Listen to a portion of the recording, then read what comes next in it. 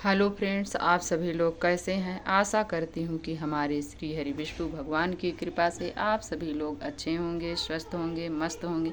तो आज हम आप सभी को वामन भगवान की जयंती की ढेरों सारी शुभकामनाएं देती हूँ मित्रों। तो आज हम आप सभी को वामन भगवान के स्वरूप की पूजा कैसे की जाती है बहुत ही सरल तरीके से आज हम आप सभी को बताने जा रही हूँ। तो आप सभी हमारे वीडियो में बिना क्लिक किए हुए बने रहिए ताकि आप सभी को सारे डाउट्स क्लियर हो जाएं। तो चलिए वीडियो को शुरू करते हैं।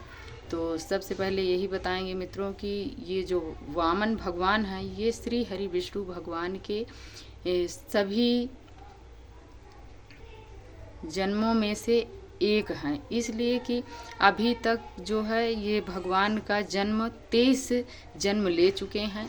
अभी जो 24वां है तो इसको कल्कि अवतार के नाम से जानेंगे। तो इन जन्मों में से एक वामन भगवान के नाम से जाना जाता है, जो राजा बलि के सर पर पैर रखकर 3 पग में सारी भूमि को नाप लिए थे। उन्हीं वामन भगवान की इस दिन पूजा होती है और उसी दिन वामन भगवान की जयंती भी मनाई जाती है। तो कहते हैं कि अब की जो एकादशी के जो पारण का समय है द्वादशी में, उस दिन वामन भगवान की जयंती भी है और कहते हैं महासंयोग बन रहा है। तो जो वैष्णव लोग हैं, बड़े बड़े संत हैं, वो एकादशी भी व्रत रखेंगे और ये द्वादशी का भी व्रत रखेंगे।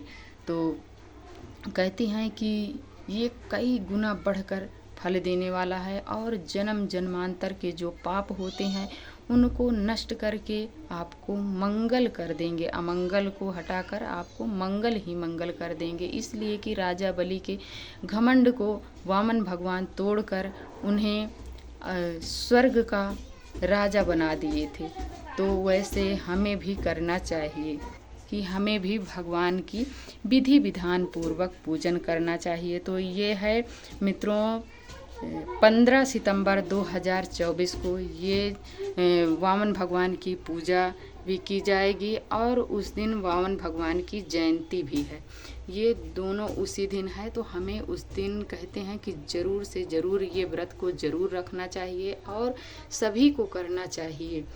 ये जल्दी तो ये पड़ता नहीं है, ये महासंयोग से ये आपकी पड़ रहा है। तो हमें इसका व्रत अवश्य करना चाहिए। ऐसे हमारे वामन भगवान हैं तो इनकी पूजा हमें अवश्य करनी चाहिए। तो सबसे पहले हमें 15 सितंबर 2024 को सुबह जल्दी उठना चाहिए और नित्य कर्मों से निवृत्त होने के उपरांत हमें जल्दी से स्नान करना चाहिए और इसके बाद हमें स्वच्छ वस्त्र धारण करना चाहिए। वस्त्र धारण करने के बाद हमें वामन भगवान की यदि आपके पास मूर्ति है या प्रतिमा है तो आप उन्हें पंचामृत से जरूर स्नान करवाएं। यदि नहीं है तो आप श्री हरि विष्णु भगवान का या कृष्ण भगवान का या लड्डू गोपाल का जो भी आपके पास मूर्ति हो या आपके पास प्रतिमा हो विग्रह रूप में हो तो आप उन्हें एक लोटे में जल लें और उस लोटे के जल में एक पुष्प डालें। उसकी सहायता से हमें छींटा अच्छे से लगाना है कि शुद्धिकरण करना है वहाँ पर चौकी पर पूरे। और शुद्धिकरण करने के बाद हमें उन्हें वस्त्र स्वरूप हमें कलावा समर्पित करना है। और उस दिन कहते हैं कि चावल का अवश्य भोग लगाना चाहिए वामन भगवान को। चावल और दही का ज़रूर भोग लगाना चाहिए। वामन भगवान को अति प्रिय है तो हमें ज़रूर लगाना चाहिए। तो हमने अभी नहीं बना के दिखाया, हमने 15 तारीख को ज़रूर वामन भगवान को हमने भोग ज़रूर लगाऊंगी। तो हमें उस दिन ज़रूर लगाना है। सभी को जो इस व्रत को करें, जो नहीं करें, वो सभी को उस दिन हमें भगवान को भोग ज़रूर लगाना चाहिए। तो बहुत ही सरल तरीके से ये पूजा की जाती है, व्रत किया जाता है, हमें ज़रूर करना चाहिए। जो हमारे जगत के पालनहार हैं हमें उनके लिए अवश्य करना चाहिए, समय निकालना चाहिए, उनके नाम का, उनके कीर्तन का, उनके गुणगान का ज़रूर करना चाहिए। और वामन भगवान हमें पापों से मुक्त करके हमें स्वर्ग की राह दिखाते हैं। तो हमें इनको ज़रूर उस दिन विधि विधान से पूजन करना चाहिए, उनका ध्यान करना चाहिए कीर्तन करना चाहिए, उनके नामों का उच्चारण करना चाहिए। और उस दिन निंदा, चोरी, चुगली से हमें ज़रूर बचना चाहिए, नहीं तो हमारे व्रत में जिस फल के लिए हम इस व्रत को करते हैं वो हमारा व्रत पूर्ण फल नहीं मिलेगा और हमारे व्रत का खंडन हो जाएगा। तो हमें उस दिन इसका विशेष ध्यान रखना चाहिए। और हमें वामन भगवान को भोग प्रसाद में हमें दही और चावल का भोग ज़रूर लगाना चाहिए। ऋतु फल में आपके पास जो भी अवेलेबल हो वो ज़रूर लगाएं। मेवा मिष्ठान आपकी श्रद्धा भाव के अनुसार है, जो आपके पास हो वो ज़रूर भोग लगाएं। और जो वामन भगवान को भोग लगा रहे हैं उसमें तुलसी दल अवश्य डालें, इसलिए कि वो श्री हरि विष्णु भगवान के ही रूप हैं। तो हमें ज़रूर लगाना चाहिए ताकि वो आपके भोग प्रसाद को ग्रहण करें। हमारे श्री हरि विष्णु भगवान बिना तुलसी दल के वो आपके भोग प्रसाद को ग्रहण नहीं करते हैं। तो आपको ज़रूर इसका विशेष ध्यान रखना चाहिए और उन्हें उस दिन तुलसी दल ज़रूर समर्पित करें। तो देख सकते हैं हमने यहाँ पर तुलसी दल चढ़ाया है प्रभु के चरणों में। जो भी प्रसाद उनके लिए भोग प्रसाद लगाएं उस पर तुलसी दल अवश्य डाल दें।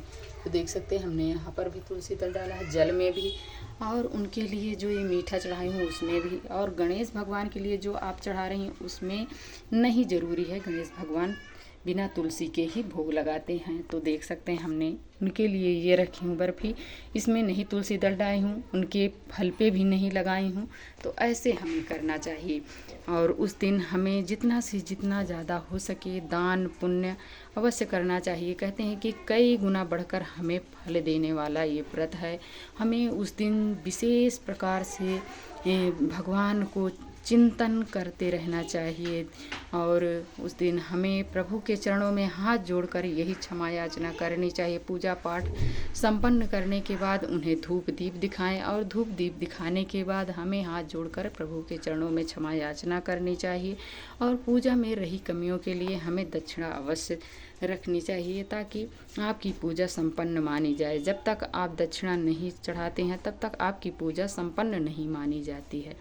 तो हमें ज़रूर चढ़ाना चाहिए। और इसके बाद हमें हाथ जोड़कर प्रभु से यही क्षमा याचना करनी चाहिए कि हे नाथ, मुझसे जो भी पूजा में रही कमी हो त्रुटियां हो उसे आप ज़रूर क्षमा करें। इसके बाद आपने जो भोग प्रसाद प्रभु को चढ़ाया उसको अपने घर परिवार में दीपक को शांत होने के बाद अपने घर परिवार में वितरण करें और आप भी उस प्रसाद को पाएं। और ये वीडियो मित्रों आप सभी को कैसी लगी? यदि थोड़ी भी यूजफुल हो, अच्छी लगी हो तो लाइक सब्सक्राइब करना ना भूलें और बेल आइकन को ज़रूर प्रेस कर दें ताकि हमारे वीडियो का आने वाला नोटिफिकेशन आप सभी तक सबसे पहले पहुंचे। वीडियो को देखने के लिए बहुत बहुत धन्यवाद मित्रों। राधे राधे, जय श्री कृष्णा।